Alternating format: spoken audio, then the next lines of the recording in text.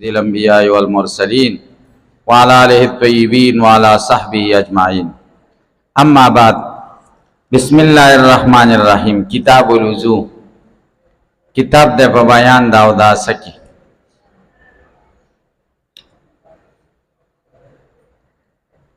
مناسبت د کتاب الوضو مخکې کتاب العلم سره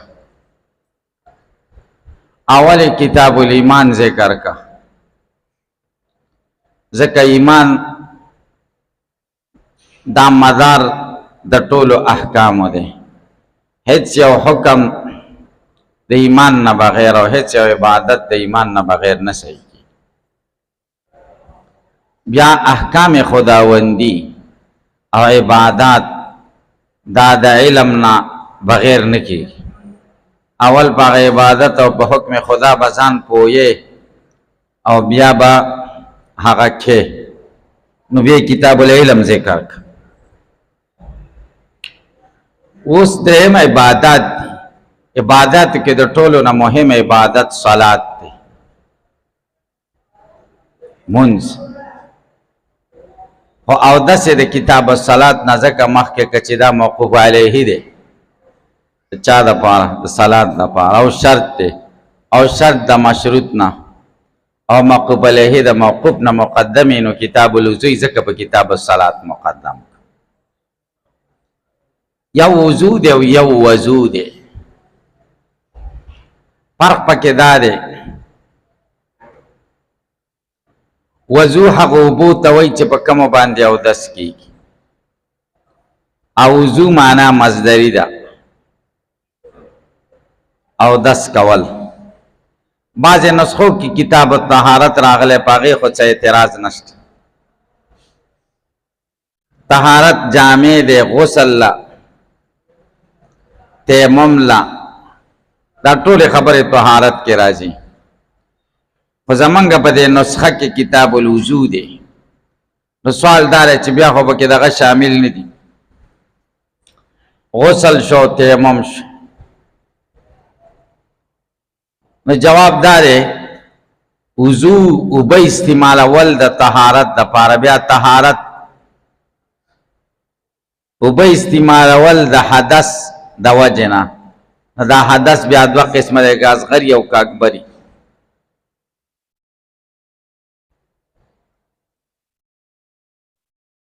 ټول پکې شامل دي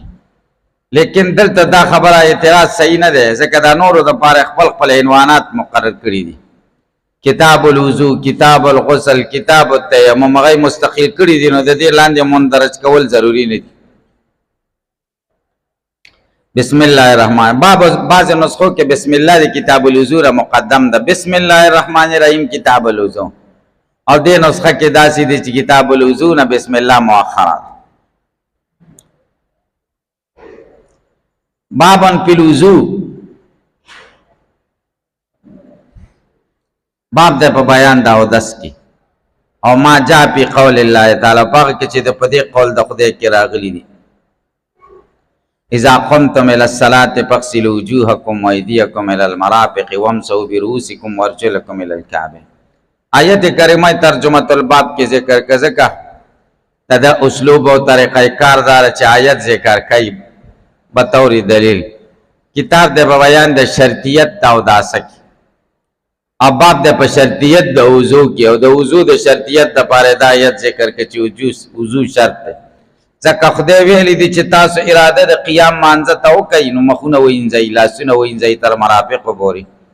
د سرونو مسح وکړئ او خپې وینځئ تر کعبینو پورې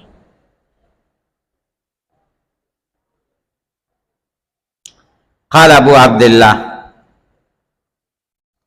وبین النبی صلی الله علیه وسلم نبی کریم صلی الله علیه وسلم دا بیان کړی دی چې فرض د اودس دلته د وضو نه مراد غسل د اعضاء د اودس یعنی فرض په غسل د اعضاء د اودس کې مرتن دی یو ځل فرض دی وتوضا اذن مرتين او نبی کریم علیه الصلاۃ والسلام دو کرته اودس کړي معنا اعضاء داود سے دو کرته وینځلی و ثلاثن ولم یزد علی ثلاثن او پدریو باندې زیادت نه راکړي او د دریو نه زیات ته تعدی او ظلم ویلې ده من نقص من ذالک او زاد فقد تعدى وظلم الکه اسراف په داس کې خشه نه ده کړ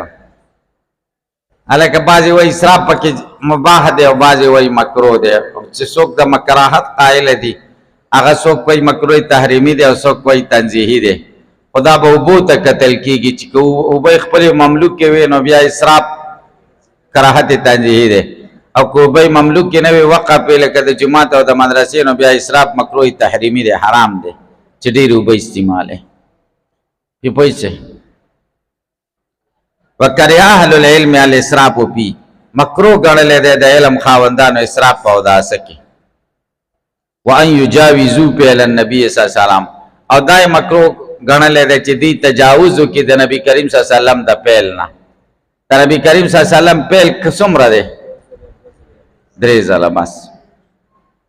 وای ورپسې باب لا تقبل صلاة من غير طهور به قال حدثنا اسحاق بن ابراهيم الحنظلي قال اخبرنا عبد الرزاق قال اخبرنا معمر عن همام بن منبه انه سمع ابا هريره رضي الله عنه يقول قال رسول الله صلى الله عليه وسلم لا تقبل صلاة من احدث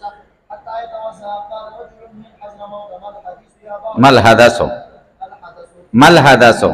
الحدث يا ابا هريره قال فساء او فرات باب د بیان د دې کې چې نه قبليږي صلات بغیر طهور مخکم بیان د شرطیت دا او د سوده کې بیان د شرطیت دا او دسته د مناسبت شو او غرض د ترجمه الباب بیان د شرطیت دا او د سکه چې او د شرط د دینه بغیر مونږ نه کی قبول دو معناګانې مې درته کړې وې کنه قبول صحت او قبول ثواب او بیا مې چې بازي وای چې حقیقت د په قبول صحت کې او مجاز د په قبول ثواب کی او بعضی وای چې مجاز دے دغه مشترک دے په دواړو کې وبي قال حدثنا اسحاق بن ابراهيم الحنظلي قال اخبرنا عبد الرزاق قال اخبرنا معمر بن همام بن منبه انه سمع ابا هريره يقول قال رسول الله صلى الله عليه وسلم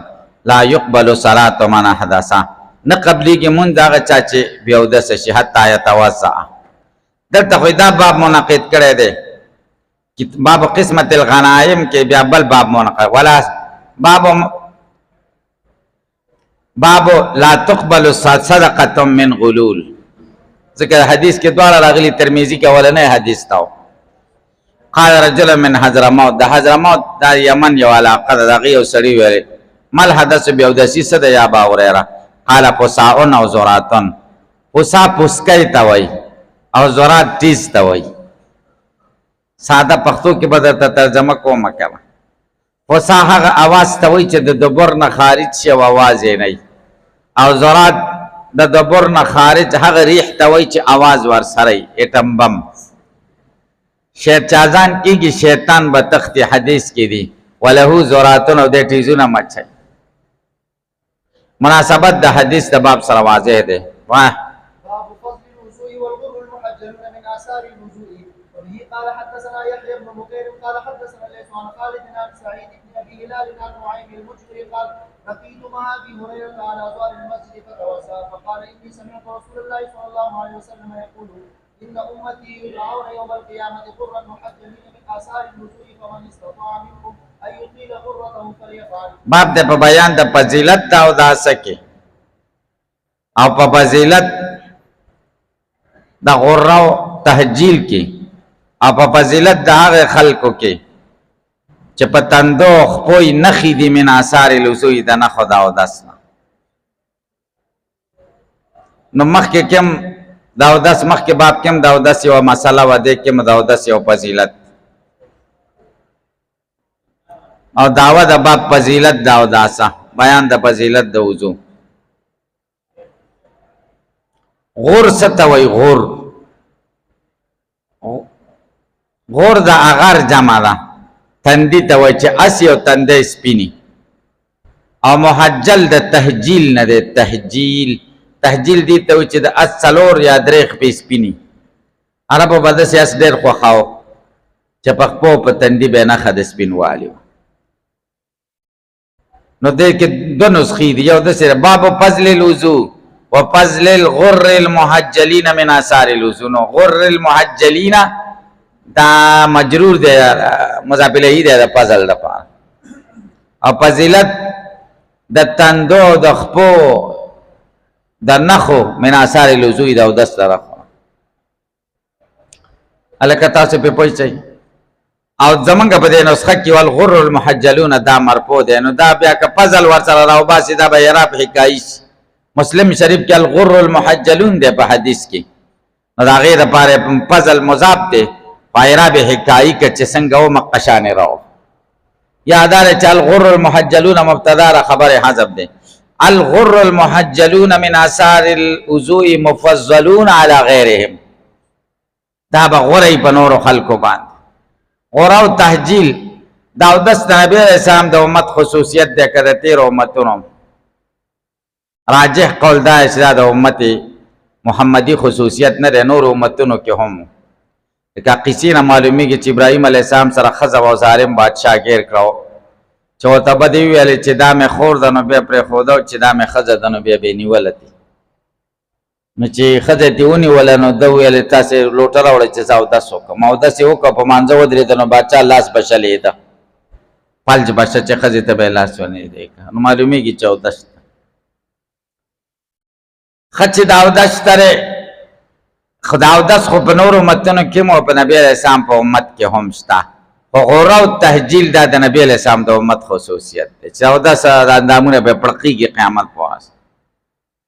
اودس کله فرض شوی دی؟ اکثر رایه دار چې مدینه منوره کې فرض شوی. په مکه مکرمه کې به نبی علیه السلام څه کول؟ هلته به هم اودس کوو، خو فرض پې نه. دلیل دا دی چې نبی علیه السلام لور و فاطمه رضی الله عنها نبی علیه السلام ته راغله ژړلې، وایي ولې؟ و کافرو اتحاد وکړو، اتفاق که دی راوځي نو موږ به پې ټول حمله کوو. نبی علیه السلام ویل ما ته ته اوبه راوړه چې زه اودس وکړم، هېڅ هم نشي کولی. معلومیږي چې مکه کې هم اودس و. هلکه تاسو پې پوه شئ که پې پوه نه شئ. وی قال حدثنا ابن نفير قال حدثنا ليس بن خالد عن سعيد بن ابي هلال عن نعيم المجمر قال رقيت مع ابي هريره على ظهر المسجد. ابو هريره سره ختمه د جمعات په چت فتوضا اودس وکړ. قال اني سمعت رسول الله صلى الله عليه وسلم يقول ان امتي يدعون يوم القيامه غرا محجلين. زما امت برابر کی د قیامت پر ورځ باندې سپین مخي او سپین خپي من آثار الوضوء د نه خدا اودس. فمن استطاع منكم يطيل غرته، چا چې طاقت استاسه نه چې غره وګده کی د تندي نه خپل یپل ودی کی، هغه کم په اعتبار سره او د کیپ په کم په اعتبار سره دار چې وګدای کی، او د کیپ په اعتبار سره دار چې وبس صحیح ورسې اندامونه. دې حدیث نه دا معلومه شو جمعات په چت کې، جمعات چت خو تر دغه پورې عرشه پورې او لاندې تر تحت سرا پورې ټول جمعات دی. جمعات په چت چې اودس وکړو گویا کې جمعات کې اودس وکړو، جمعات کې اودس کول جایز دی. واه باب لا يتوسع من الشك حتى يستيقن. وبه قال حدثنا علي قال حدثنا سفيان قال حدثنا الزهري عن سعيد بن المسيب وعن عباد بن تميم عن عمه انه شكا الى رسول الله صلى الله عليه وسلم الرجل الذي يخيل اليه انه يجد الشيء في الصلاه فقال لا ينفتل او قال لا ينصرف حتى يسمع صوتا او يجد ريحا. باب لا يتوزع من الشك، او دس بعد شک نه کوي حتی یستيقن تر دې چې یقین راشي. دعوه د باب یو قاعده بیانې زمونږ د فقه قاعدم ده الیقین لا یزول بالشک. یقین په شک نه خوي، او دس خو دې چې کړه دا یقین د شک د پیدا شي چې کېدای شي او دس می مات شوی، یقین په شک باندې نه خرابېږي چې خدای یقین شه. الګ دې دا مسله نه چې او دس کې د شک شنو بل او دس مکوا، بلکې مطلب دا چې په مانځه ولاړ او شک دې شنو بس مونږ پورا ک، او کله مانځه نه بار او شک دې پیدا شو بل او دس وکړو بل خبره نه ده. نو دا د باب یو مسله بیانې د مسائل د وضو نه چې هغه شک په الوضو دی. بي قال حدثنا سفيان قال حدثنا الزهري عن سعيد بن المسيب عن ابن عباس وعن عباد بن تميم عن امي انه شكا الى رسول الله صلى الله عليه وسلم الرجل الذي يخيل اليه. د شکایت کو نبی علیہ السلام ته راغ سړی باره کې چې د خیال کې راځي وسوسه انه یجد الشیء فی الصلاة چې دې مومي یو شی په مانځه کې، یو شی په مانځه کې مومي یوه خبره. فقال لا ينفتل او قال لا ينصرف، نه دی واپس کیږي یا دی نه ګرځي، حتی يسمع صوتا او یجد ریحا، تر دې پورې چې आवाज واوري او یا بوی محسوس کی. आवाज یې واورېده نو دا زورات شو، یا بوی محسوس کړه پوساش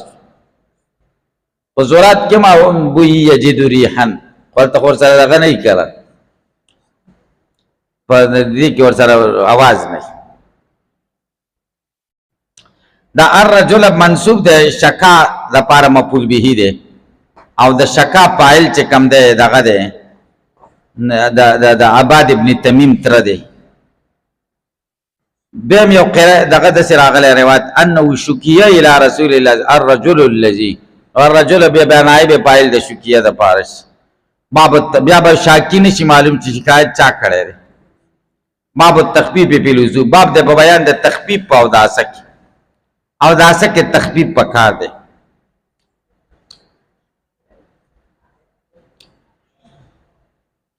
تخفیف په اعتبار د کم سره می، په اعتبار د کیپ سره. په اعتبار د کم سره دا چې اندامونه یو یو ځل وینځي، او په اعتبار د کیپ سره دا چې لګي لګي اوبه په واچي. قال حدثنا علي بن عبد الله قال حدثنا سفيان عن عمرو قال اخبرني قريب عن ابن عباس رضي الله عنهما ان النبي صلى الله عليه وسلم نام حتى نفخ ثم صلى، وربما قال يسوجا حتى نفخ ثم قال فصلى ثم حدثنا به سفيان مرة بعد مرة عن عمرو عن قريب عن ابن عباس قال بت عند خالتي ميمونة ليلة فقام النبي صلى الله عليه وسلم من الليل، فلما كان في بعض الليل قام رسول الله صلى الله عليه وسلم فتوسع من شن معلق وضوءا خفيفا يخفف عنه ويقلله، وقام يصلي فتوسعت نفعا مما توسع، ثم جئت فقلت عن يساري وربما قال سفيان عن شمالي فقولني وجعلني عن يميني، ثم صلى ما شاء الله ثم استجع فنام حتى نفخ ثم اتاه المنادي فآذنه بالصلاة وقام معه الى الصلاة وصلى ولم يتوسع. قلنا لعمرو ان ناسا يقولون ان رسول الله تنام عينه ولا ينام قلبه، قال عمرو سمعت عبيد بن عمير يقول في الانبياء وحي، ثم قرأ اني ارى في المنام اني اذبحك. ابن عباس حضرت عنہ فرمایي چې نبی کریم صلی الله علیه وسلم موده شو حتی نه په تر دې پورې چې و خریدا سړی خوب کې ودی شي خریږي. الکه څه ورته تاسو وایي؟ ها خراټه خو د اردو کې وایي، پښتو کې خراره ورته مونږ وایي، خراره و خریدا نو خو خبره وده شو. ثم صلى بیا منځ وکړو، وربما قال استجع ډډه واچوله حتی نفع وخرېده، ثم قام بیا پاڅېده په صلی مونځ یې وکړو. ثم حدثنا باسمان مردمان عن عمرو بن قريب بن ابن عباس قال بت عند خالتي ميمونة ليلة فقام النبي صلى الله عليه وسلم من الليل، فلما كان في بعض الليل قام رسول الله صلى الله عليه وسلم فتوضأ من شن، شن مشکیزې ته وایي معلق چې راځوړه موضوعا خفیفا سپک وضو اوداسه وکړو، سپک یخففه عمرو و یقلله، کله سپک ذکر کوي تخفیف پر سره، کله وایي یقلله وضوءا، کله وایي وضوءا خفیفا، کله وایي وضوءا قلیلا. عمر چې د قریب نه روایت کوي. لکه تخفیف او تقلیل کې څه فرق دی؟ د تخفیف ضد تثقیل راځي او د تقلیل ضد تکثیر راځي. یو دیم دا چې تخفیف دا په کیپ کې استعمالیږي او تقلیل دا په کم کې استعمالیږي، کم مقدار کې. وقام يصلي فتوضأ نحو مما تسمى جئت بقمت انصاري ورما قال سمعنا شمالي فحولني فجعلني عن يميني ثم صلى ما شاء الله ثم استجاب فنام حتى نفخ ثم اتاه المنادي فآذنه بالصلاة، خبر ورکه مانځه فقام معه الى الصلاة، منادي سره مانځه ته لاړه بلال سره رضی الله تعالی وصلى ولم يتوضأ او داسې ونک. قلنا لعمرو من عمر طويل چې قریب نه روایت کې ان ناسا یقولون ان رسول تنام عینا ولا ينام قلبه، نبی کریم صلی الله علیه وسلم سترګې ودې کېږي زړه نه ودې کېږي، نو ځکه په خوب او د سم نه ماتي. قال عمرو ویل سمعت عبید بن عمر یقول رؤیا الانبیاء وحی، عبید بن عمر نه مې اورېدلي دي چې د پیغمبرانو خوب هم وحی. نو وحی د پاره خو یقین پکار دی، نو خوب ویخي نو یقیني شي. ثم قرأ انی ارا فی المنام انی اذبحک. بیا ہدایت تلستا چې ابراهیم علیه السلام وایي چې زه خوب کې وینم بچی ته وایي چې زه تا ذبح کوم، او بیا بچی ذبح له روان. نو خوب خو یقیني شی نه دی کنه، خو د پیغمبرانو خوب وحی دا، وحی یقیني، نو پیغمبرانو خوب هم یقین شنو ځکه اقدام علی ذبح ابنه وکړو. هلکه په ته پوه شئ مناسبت د حدیث د باب سره په دې ځای کې د یخفف امر و یقلله. واه باب إسباغ الوضوء. وقد قال ابن عمر رضي الله عنهما إسباغ الوضوء الإلقاء. وبه قال حدثنا عبد الله بن مسلمة عن مالك عن موسى بن عقبة عن قريب مولى بن عباس عن أسامة بن زيد أنه سمعه يقول دفع رسول الله صلى الله عليه وسلم من عرفة حتى إذا كان بالشيخ نزل فبال ثم توسع ولم يسبغ الوضوء. فقلت الصلاة يا رسول الله؟ فقال الصلاة أمام شفرك. فلما جاء المزدلفة نزل فتوسع فأسبغ الوضوء. ثم أقيمت الصلاة فصلى المغرب ثم أناح كل إنسان بعيره في منزله ثم أقيمت العشاء فصلى ولم يصلي بينهما. باب اسباغ الوضوء، باب د په بیان د پورا کولو د اوداسه کې. اسباغ درې قسمه ده، یو فرض ده، یو اسباغ فرض ده، هغه استیعاب د محل ده یو ځل، دویم سنت ده هغه درې کرتا اندام انزل،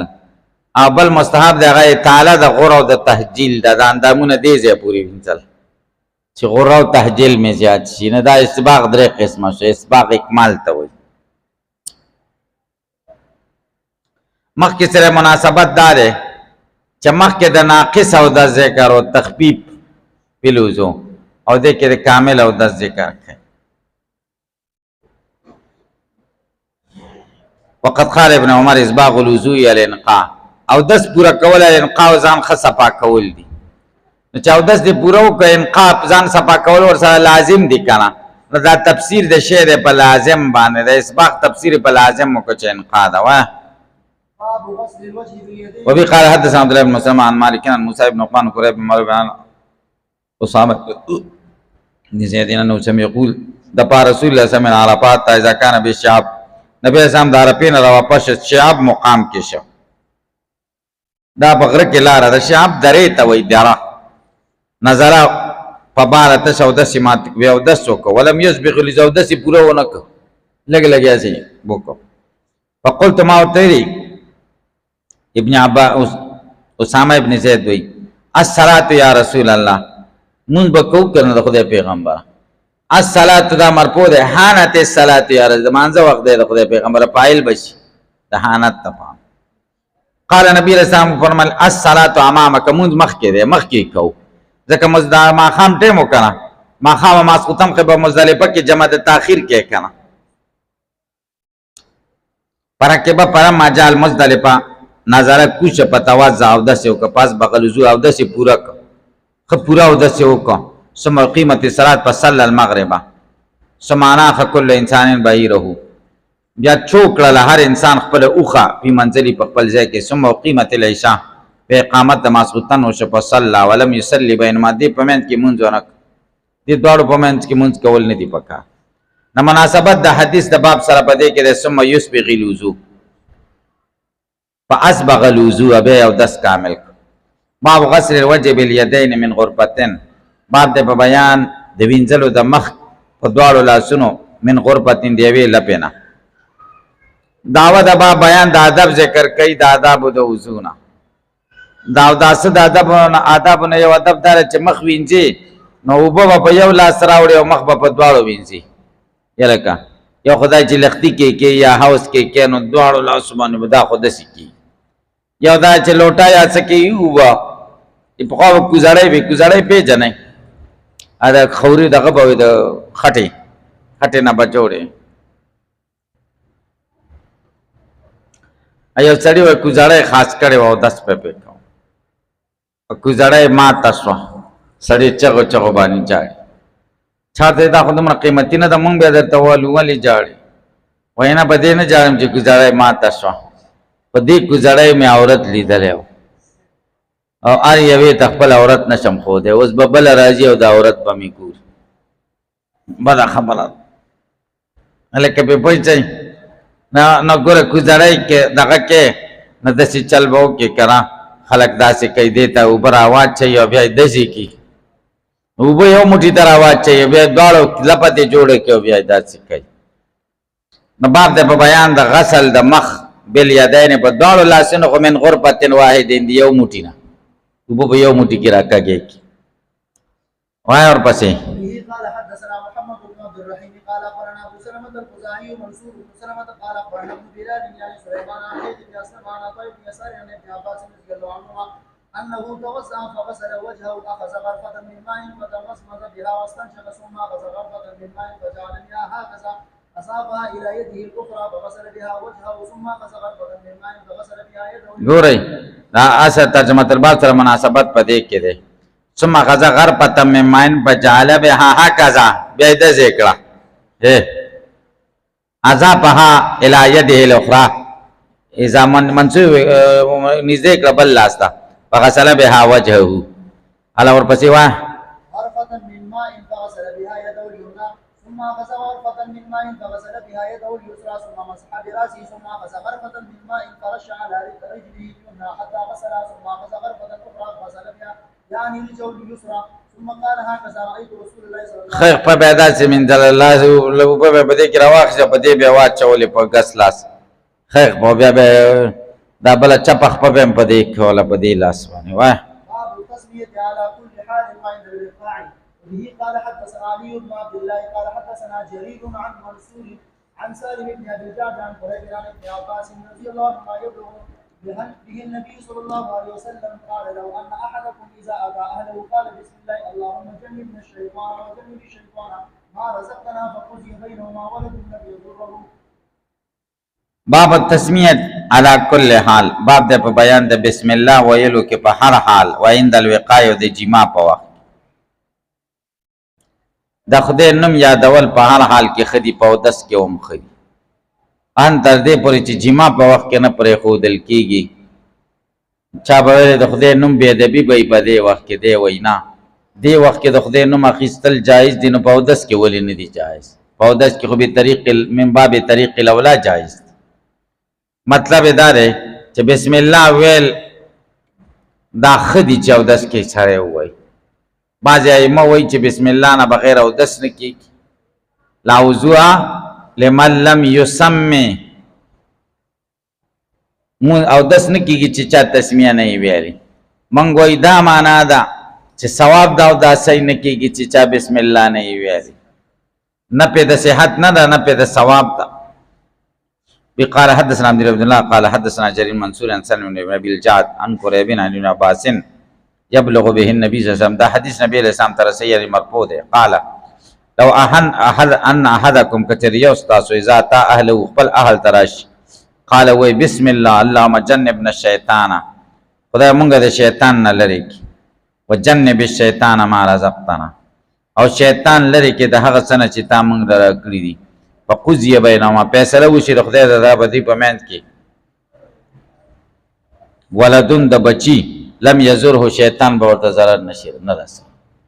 الکه په پای نه چي بسم الله ویل او بچي پیدا شنو شیطان ورته zarar نشي رسوي او بچي بني تاسو په خبره پوه شئ چې بسم الله په نه ویل دا اوس دا بیا د بچي چې دا ټول به بسم الله پیدا شي بسم الله په تاسو په یقینو کې چې نه وي نو جوانان ودونه وکي سنجیدګي پکې نه ورختای بسم الله چلته وای بسم الله له پامم نه یقینو کې تاسو ورته پام کوي دیتا نو مناسبت د حدیث باب سره واضح قال بسم الله اللهم جن وقا په وخت کې شوا چې وقا په وخت کې شنو د 10 په وخت کې ضروري دی په طریقې د ملازمه سره معلومي باب ما یقول عند الخلا بیت الخلا په وخت کې بس وای چې سره بیت الخلا ته ځي عند الخلا عند دخول الخلا مراد چې سره خلا ته نه نوځي الک خلا خالی ځای ته وای خالی ځای بیت الخلا ورته ولي وای ځکه دا خلکو نه خالی سره پکې ځان لناست الکه تاسو په پیسې کې په پوه نشئ. بیا قضای حاجت ته هم خلا وایي ځکه ځان لځای کې بیا پروت او ادبي نومونه ډېر دي د بیت الخلا. مستراح ورته وایي، مرحاض ورته وایي، حشیش ورته وایي، حدیثو کې دا راغلي. الکه تاسو په پیسې کې په پوه نشئ دا بهترین نومونه دي. بیت الادب ورته وایي. مستراح دا آرام ځای، دا آرام ځای دا معنا نه چې لکه خوب پکې وکړه. دا آرام ځای دا معنا چې سړی ترې راوځي نو سړی په آرامي. تاسو یقین وکړئ چې داسې ده که نه ده. خوراک خو نعمت دی که نه دی نعمت؟ خو د خوراک نه لوی نعمت دا دی چې سړی څه چل وکړي، قضای حاجت پوره کړي. تاسو په خدای یقین وکړئ چې دا تشې امتیازې دې بندې شي نو چغې به د اسمان له رسي او چې غټ او دست دې بند شو دنیا باندې به خلک به په ځان را ودرې چغو شروع. دا خو خدای پاک ډېر مهربانه دی چې دا بس منګه خورو او بس بریک نه نیسي. که لږ بریک یې ونیوه نو بس غرقه ورځ ده. یقین وکړه چې داسې 2007 کې ما اپریشن کړی دی او زما د کلمو کې څه مسله وه. 1 بجه به شوه د شپې یا 2 بجې به مین شپې کې برابرې درد راته او داسې ناشنا درد به وچ. بیا هسپتال ته ویل هغې به د دردونو ستنې وکړلې بس بیا به ټیک ومه. څو ورځې به بیا باد راغی شی به مې داسې وخوړل چې یو ځل مې دا خټکي خوړلي و. دا خټکي د شپې د مازدیګر کې را باندې درد راغی او ورځ هم د اتوار ورځ وه. هسپتال یې وروړم اکسرای وکړه. چا اکسرای راوړه یوه زنانه ډاکټره وه خو ډېره تکړه وه. هغې نو ډاکټران راوکړه هلته په اکسره کې ورته داسې نښه تېته وکړه په بالپین باندې وایي دا وګورئ. ډاکټران راغله بس وایي دا خو اپریشن نه بغیر نه کي. اپریشن یې راته وکړ. 19 ټانکې دي ډېر لرې دی دې ځای نه دې ځای پورې تنونه دي. نور 19 ټانکې ګوره ډېر شی دی. نو هغې کلمو کې څه مسله وه. بیا موږ ډاکټران خو چاله څه نه وایي چې څه کومه. بل ډاکټر نه موږ دغه وروښود. هغه ویلې دا یې داسې چل کړی دی چې دې ځای نه دې ځای پورې کلمه یې کټ کړې ده او دې له چې کوم دی بل شی ور اچولی او هغه اپریشن ماله داسې شه چې خدای پاک پکې راته خیر کثیر واچو. اندروني د معدې چې کومې مسلې مې وې ټولې ورسره خدای حل کړي. تاسې پې پوه شئ. نو زه به هسپتال له کله وړم. یو ځل یې هسپتال له وړم او یو سپین ږیری سړی دی پوخ عمر او چغې او زورې او چغې او زورې او ډاکټران خو زړونه ډېر کلک کي ځکه دې سره واسطه یي زموږ باندې خو زر اثر کي. ډاکټران راغله پرده یې تاو کړله او پیپ یې ورته تېر کړ. تشې امتیاز یې بند دي او چې 5 منټه تېر چې سړي دا ملګرو سره ګپ شپ شروع کړه او خاندي ورسره. یې خدای دې ملبیغ وباسه دا مخکې څه اوس اته پیپ یې ورته تېر کړ امتیاز یې جعلي شي. نو که دا تشې امتیاز یې بندې شي چغې به د اسمان له وخیږي. تاسو په خدای یقین وکړئ چې خدای په موږ ډېر مهربانه دی. خوړل نعمت دی ګوره او اخراج هم نعمت دی. دې د وجې نه چې سړی د لیټرین نه راوځي څه به وایي الحمدلله الذي اذهب عني العذاب. او الحمدلله خو د نعمت په وخت کې خلک وایي. نو دې نه لوی نعمت بل شته. خدای کې باب کې دا وایي چې کله لیټرین ته ځې څه به وایي کومه دعا به کوې. وایه قال حدثنا آدم قال حدثنا شعبة عن عبد العزيز بن صهيب قال سمعت أنس يقول كان النبي صلى الله عليه وسلم إذا دخل الخلاء قال اللهم إني أعوذ بك من الخبث والخبائث. تابعه ابن عرعرة عن شعبة وقال غندر عن شعبة إذا دخل وقال موسى عن حماد إذا دخل وقال سعيد بن زيد حدثنا عبد العزيز إذا أراد أن يدخل. عبدالعزیز ابن صہیب وی چې ما د انس رضی الله عنه اوریدلی دي چې کان نبی زهرام زاد خلال خلا نبی اسلام چې کله بیت الخلا ته ننوتو یعنی اراده د ننوتو به وکړه بهر به دا دعا بهر به دا دعا وای د لیټین د ننوتو نه مخ صحیح ده او چې ننوتی دې رنو به بزړه کې وای په خپل په نه خواځي. اللهم انا قال اللهم انا اعوذ بك من الخبث والخبائث. خبث د خبيث جمع ده او خبائث د خبيثتن جمع ده. خدای د ګنده مذکر او د ګنده مؤنث شیطانانو د مذکر او د مؤنث شیطانانو پناه غواړم. دا بوای تابعه ابن عرعران شعبہ دا د امام بخاری شیخ آدم دی او هغه د شعبہ نه روایت کوي. نو د آدم متابعت ابن عرعره کړي دی هغه روایت د شعبہ نه کوي. تاسو په خبره باندې پوښي وقال غندر عن شعبہ غندر هم د شعبہ نه روایت کوي لکه آدم او د غندر او آدم په روایت کې فرق دار چې اذا اتل خلا الکه د آدم په روایت کې اذا دخل الخلا دی کې اذا تل خلا دی. وقال موسى عن حماد اذا دخل وقال سليم بن يزيد قال حدثنا عبد العزيز اذا اراد ان يدخل چې کله به اراده د داخلي دل خلا ته وکړه. الکه په پوښي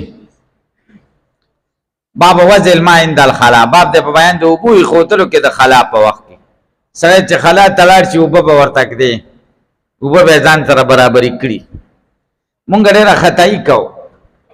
کله لیټ بیت الخلا نه نو تاسو باندې د چل کېږي مونږ قضای حاجت تکینو او چې قضای حاجت وکړو بیا بمبا کولاو بیا دې کې نقصان کې واقع شي ست په کې وب نه مدرسه کې خو اکثره داسې کېږي تاسو یقین وکړئ طالبان خو دغه نه کوي دا خو ډېر لټان دي بس اوبه پرې ټینکۍ کوي کور کې خو اکثره یې که نه او بدل ته اکثره نه نو دې نه دا موږ بس سنت باندې عمل نه کوو. سنت دا دی چې سړی ځینو لوټه به ورته ایښي اوبه به ایښي چې ته لاړې باید ته ځان له لوټه برابره کړې او بس بیا کښېنې بیا به ارامې به دماغ به دې تکلیف کې نه هلکه پې پوه بله دا ده چې زما تجربه ده چې مولیان او طالبان صفایي نه کوي لوټې پې نه اچوي. تاسو په خدای یقین وکړئ دا مولیان دي دا لوټې پې نه اچوي زه جنن او زمزه پې لوټې اچوم یقین وکړئ ته زه د دوی په دغه زه لوټې اچوم یا نه تاسو به وایي دا څه وایي تاسو ته سبق دپاره وایم چې تاسو داسې مه کوئ ډېرې لوټې پې اچوئ صفایي کوئ که د مکې مکرمې نه مدینې منورې ته مونږ یو ځلې تلو او په دې لاره کې یو دغه له ننوتو ګاډی ودراو ما اودس کاو چې لیټرین ته ننوتم بیت الخلا ته ډېره صفا بیت الخلا وه لاره وه دشته وه صحرا وه یوه جمله پې لیکلې وه ډېره مې خوښه شوه بره یې لیکلې وه اترک الان احسن مما کان اوس یې داسې پرېږده چې مخکې څنګه وه د هغې نه ډېره صفا ډېر خوند یې راکړی اترک الان احسن مما کان مخکې چې څنګه وه چې ته وځې چې د هغې نه ډېره پاک تاسو پې پوه شئ که پې پوه شئ تاسو یقین په خدای کې چې مولیان در سره دا خبرې نه ماني چې اترک الان اخبث مما کان احسن مما کان نه اخبث مما کان او مولیان خو ماشاءالله طالبان ډوډۍ ډېره ده که نه ډېره خوري خدای ډېره ورکوي خوراک خدای ډېر ورکوي پیسې لږې ورکړي دي خدای پیسې لږې ورکړي دي او ډوډۍ خدای ډېره ورکوي خدای ښه پوهېږي ډوډۍ ډېره ورکوي ځکه کار کوي کار ډېر کوي پیسې ډېرې نه ورکوي ځکه بیا سبق نه وایي او چې پیسې مولیانو له ډېرې ورکړي او ښه ګاډي ورکړي بیا سبق وایي الله که بیا ټکی مو وایي بیا چکرې ولې نه وایي. نو باب وضع الماء عند الخلاء بیت الخلا د تلو په وخت کې اوبه ځان له برابرول یا یې درته بل څوک برابري کړي نو دا بهتره خبره ده. الله دوه قسمه اوبه یو د استنجا دپاره او یو د چارندام دپاره وایه. قال حدثنا عبد الله بن محمد قال حدثنا هاشم بن القاسم قال حدثنا ورقاء عن عبيد الله بن ابي يزيد عن ابن عباس ان النبي صلى الله عليه وسلم دخل الخلاء فوضعت له وضوءا قال من وضع هذا فاخبره فقال اللهم فقهه في الدين. عبدالله ابن عباس واقع ډېره تېره شوې چې نبي اسلام بیت الخلا ته داخل شو ما ورته وضو او داسې اوبه کېښودې قال من وضع دا چا ایښي دي فاخبره خبر کړی شي چې دا ده ایښي فقال اللهم فقهه فی الدین خدای په دین یې پویه کړي خدمت مې وکړه نو دعا یې راته وکړه نو د نبي کریم صلی الله علیه وسلم دعا خدای قبوله کړه دین کې خدای پوهه ورکړه. روایاتو کې مختلفه راغلي د اللهم فقهه الدین وعلمه التاویل د قرآن په تاویل یې پویه کړي.